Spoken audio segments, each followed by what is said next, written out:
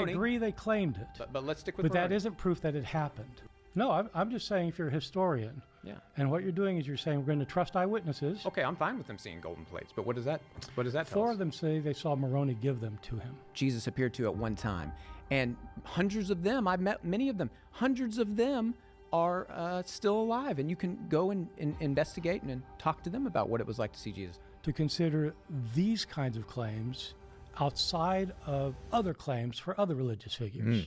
Did Jesus really rise from the dead, or did he just fake it? Let's get into it. Bart Ehrman versus Justin Bass. Let's go. And so my book is basically the goal is to capture where that agreement is among scholars. And to put it simply, on these issues, it's Paul. So Paul being a Bedrock eyewitness, that believed he saw the risen Jesus. This has not been denied across the board throughout history. When it comes to his sources, when it comes to Paul's early letters, when it comes to traditions that he is quoting within the letters, Paul, it's agreed upon that he wrote those letters. It's agreed upon that he's getting these traditions from early on, probably when he hung out with Peter for 2 weeks, with James, the Lord's brother.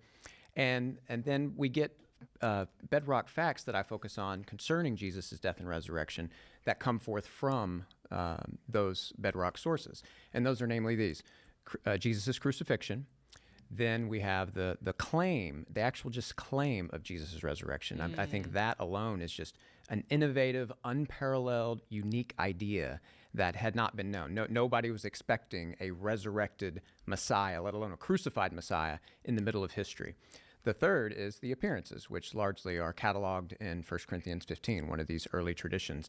And then the fourth would be, I could use the great title from Bart's book, The Triumph of Christianity. So the fourth is basically how the early Christians, starting in Jerusalem and the very place where Jesus was crucified, launched from there, and went on to transform the Roman Empire, went on to transform many nations, laid the foundations of Western civilization, and ultimately, still today, the largest religion on the planet. And all the Pew Research shows throughout the 21st century is going to continue to be. We have a religious future, a religious landscape of the world in our future. So that's kind of some bare facts and sources to lay out. It's a helpful one. Now, we're not going to cover in depth all of those facts on this conversation, and I thought we might sort of specifically focus in on maybe the last two that you mentioned, particularly the appearances and the rise of Christianity. But let's just briefly touch at least on those others, the fact that Jesus died and the claim of the resurrection. Now, presumably,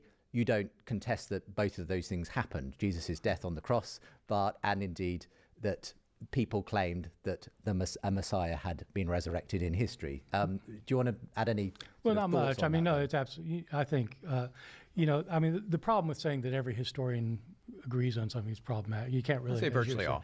Yeah, because of course there are people who deny that Jesus existed, and the weird. That's true, even though they're absolutely wrong. Is that And I mock them well in the book, and I quote you. The strange thing is some of the people who think that Jesus didn't exist do think that he was crucified.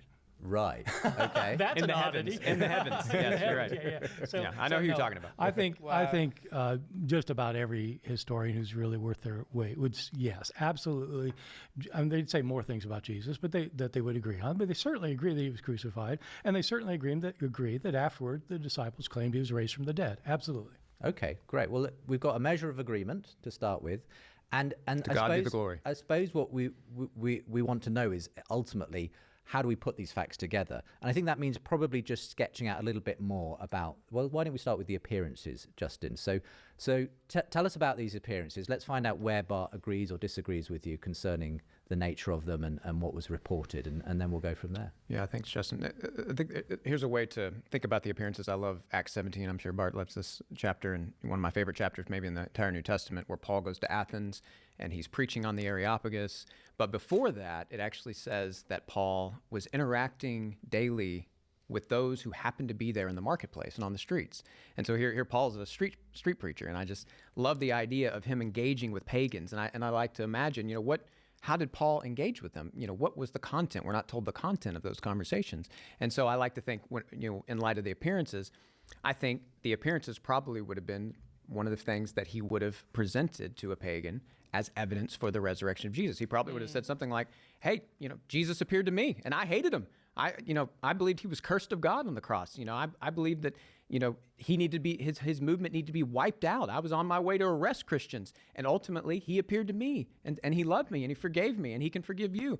And then maybe the pagan was kind of like a Bart Ehrman skeptic and said something like, oh, well, why should I believe you, Paul? And Paul said, well, what about Peter? Peter was his chief disciple and Jesus appeared to him. I can introduce you to him. And what about James? He appeared to them multiple times. And also 500 people even. That is great. 500 people seen Jesus. There's so much evidence for Jesus. Jesus appeared to at one time. And hundreds of them, I've met many of them, hundreds of them are still alive. And you can go and investigate and talk to them about what it was like to see Jesus. I mean, I like to just imagine that it was something like that. But, I find that compelling, and I think that, that kind of layout is what Luke means in the beginning of Acts when he refers to the convincing proofs. He says there were these convincing proofs, tekmerios, this great Greek word that was used for irrefutable statements in rhetorical Greek documents. And these convincing proofs were probably the appearances, and I think that really has been and to that extent, that's been what's been convincing to Christians throughout the last 2,000 years. And your contention is that most New Testament historians, be they Christian or not, agree that these claims happened, that people said that they had seen the risen Jesus or met the risen Jesus. Well, let me get specific, because I get specific in the book. So there's actually, by my count, 13 appearances of Jesus, 4 individual appearances to individuals, and 9 to groups, 9 groups. But 4 of those, the 4 individuals, that's the ones probably we'll discuss here. The 4 individuals are the ones that are pretty much bedrock. Virtually all will accept that Jesus appeared to, or Peter believed Jesus appeared to him. James, the brother of Jesus, believed he appeared to him. Paul obviously believed he appeared to him. And then we can bring in Mary Magdalene, because I'm pretty sure Bart, he can correct me if I'm wrong, but believes Mary Magdalene also had that experience. She's accounted for in all 4 Gospels, being the first to actually witness the risen Jesus. So those 4 would be kind of the bedrock eyewitnesses. Well, why don't we stick with those specific ones and get your take on that, Bart? So to what degree do you agree that at least people claimed to have seen the risen Jesus? I think it's probably right. I mean, Paul certainly. Paul tells us that he did. The problem with these others, of course, is they don't tell us that. So we don't have, Peter didn't leave us writings where he said, I saw Jesus. James didn't leave us writings. We don't know who the 500 were. None of this. So what historians tend to do, of course, is to examine their sources of information. And the most important thing is to know what the sources are, to determine whether they are reliable or not, and to see what they say. I mean, so we infer that. I think that Peter probably did say that he saw Jesus, and I think James probably did. I don't know about the 500. They come out of nowhere in 1 Corinthians 15. There's no Mary Magdalene? Well, we don't have anything from her either, obviously. I know, but do you believe that she had an experience? Yeah, I do. Okay. And I believe that in a lot of religious traditions, you get reports like that. And so my issue with this kind of bedrock thing is whether it's appropriate to consider these kinds of claims outside of other claims for other religious figures. Do we treat them equally, or do we provide a kind of do we say, well, it's more likely true because it's in the Bible and less likely true if it's in the Mormon tradition, or if it's in the Muslim tradition, or if it's in ancient Greek and Roman mythology, or not just mythology, ancient Greek and Roman history. And so do you give equal weight to everything? And if so, then why is it that you prefer these witnesses to the others? Yeah, Justin. Great question. What is the evidence? So my question would be, what is the evidence? You brought up Islam, you brought up Mormonism. Well, in Islam, this only supernatural really claim is to Muhammad. It's one eyewitness. And I agree with Deuteronomy. We shouldn't trust anything unless it's at least 2 or 3 witnesses. So we have 4 that you agree with. In Christianity, when it comes to Mormonism, again, Joseph Smith is the only person to say that Moroni appeared to him, and he says Jesus and God the Father and a lot of other strange things. I'm not sure, Justin. But only one person Only one such a eyewitness in great both those point. cases, both those religions you brought up. But Right. I'd like to hear the evidence. Well, for- And we have over 500 of them claim to see Jesus. That's crazy. That's at least we have more than one that even scholars can agree on. Absolutely amazing. So good. I don't freaking know. Roman I don't know if example. you've studied Mormonism very much. Oh, I've studied a lot. There are 11 eyewitnesses, and they To all the golden plates. yes. Yeah. So we're Yes. going to compare And that golden plates to four- resurrection of Jesus?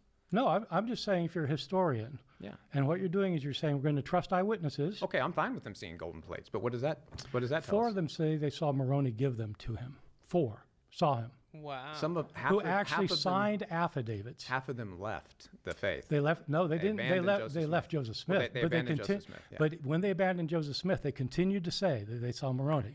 So, do you credit those? Okay, well that would only be 3. But No, to but abandon Joseph Smith, Joseph Smith 5. is the foundational prophet. It's 4 plus Joseph Smith. That's 5. I'm just saying, are you being impartial, or are you saying it's more likely because these are biblical witnesses? Well, okay. In those let me cases, by grant- the way, we actually have their testimony. Okay. And it's within 100 years. Yeah, but it's So good enough. with the New Testament, you don't have Peter's testimony But or, it's g- but what or it- James's testimony or the 500, so you don't have 4. You've got Paul. But what we have is good enough to convince you. For the New Testament eyewitnesses, you've already agreed that This Jesus. is you exactly believe my point. Jesus appeared to them. Exactly my point. That was a good point, though. I didn't know 4 people apparently have seen the golden plates. Apparently, but if someone left Mormonism, that's actually really funny. Apparently, if they saw them and then still left. I agree they claimed it, But let's stick with but that Moroni. isn't proof that it happened. Right. And Who that- else that's the has difference. Moroni appeared to other than those people in history?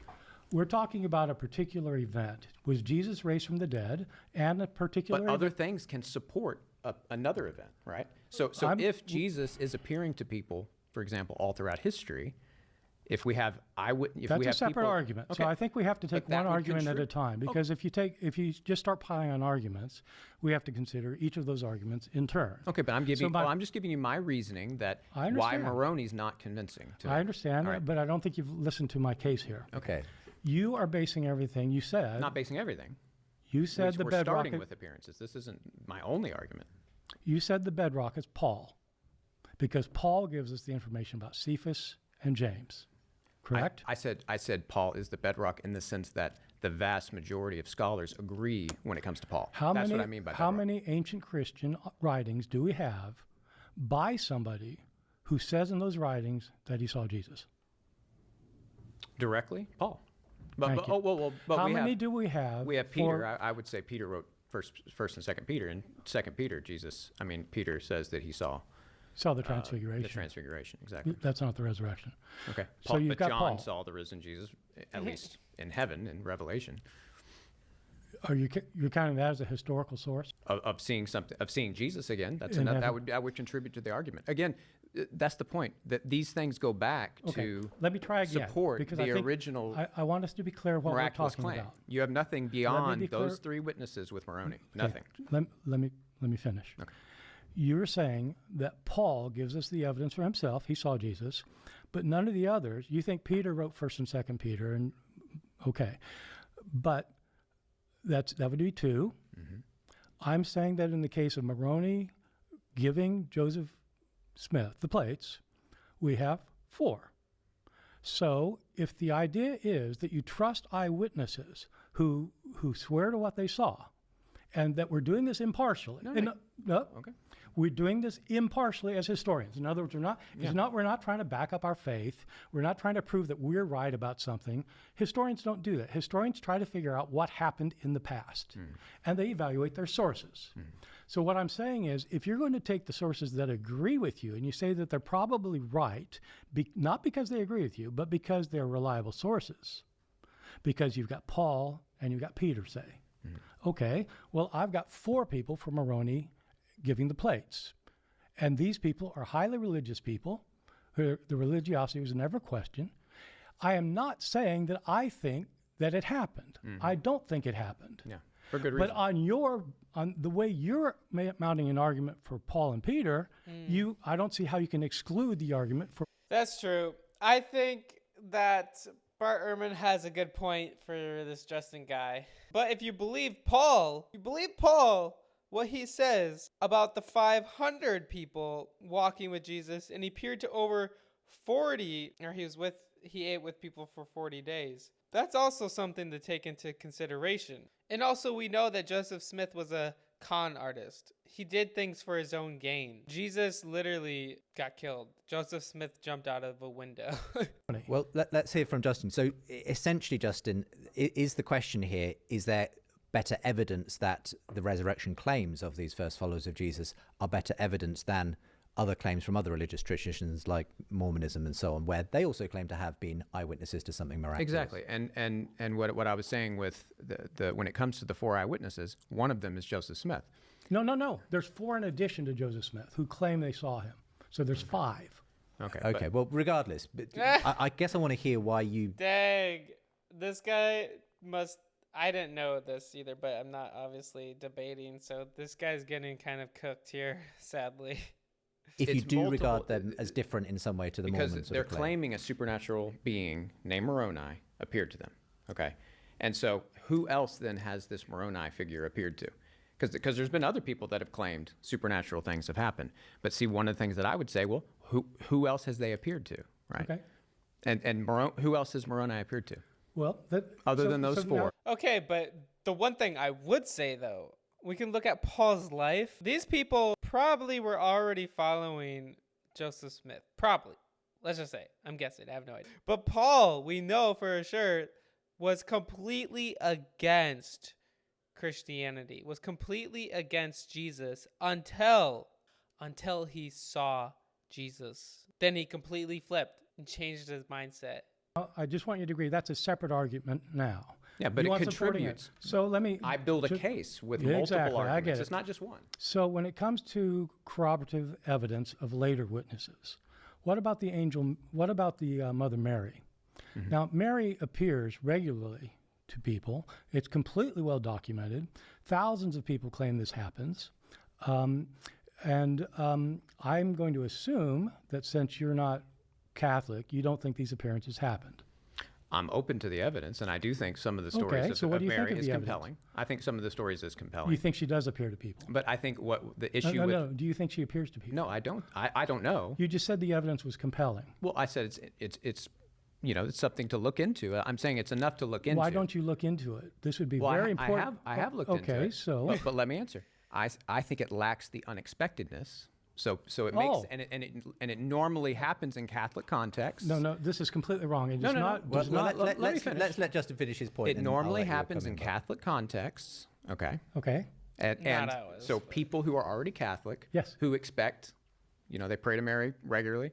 They expect saints they pray to saints. They expect this kind of thing, and it's happened in only a handful of type of situations that have actually been confirmed by the church. But I ask you, if Mary is actually appearing to people, would that support the resurrection or not support the resurrection? No, I'm saying that you have better... No, answer that question. I will answer it by telling you that we have better evidence for Mary appearing to people, many groups of people in the modern period, than we have for Jesus appearing to people in the modern period. Okay. By your criteria, that would mean that it's more likely that Mary is showing up. By your criteria. By my criteria, neither one happens. Okay, but Oh, man. I'm sorry, but this guy, Justin, does not seem to be doing a good job right now for an argument for Jesus. But I would see, though, thing is, which one is completely changing someone's life, though? Is your life changed for the better? Like, as in, he's given you purpose and meaning and you have a reason to live for? Or is it so that you have skin in the game to gain pleasure and wealth? That's also something to think about. But yeah, that's crazy.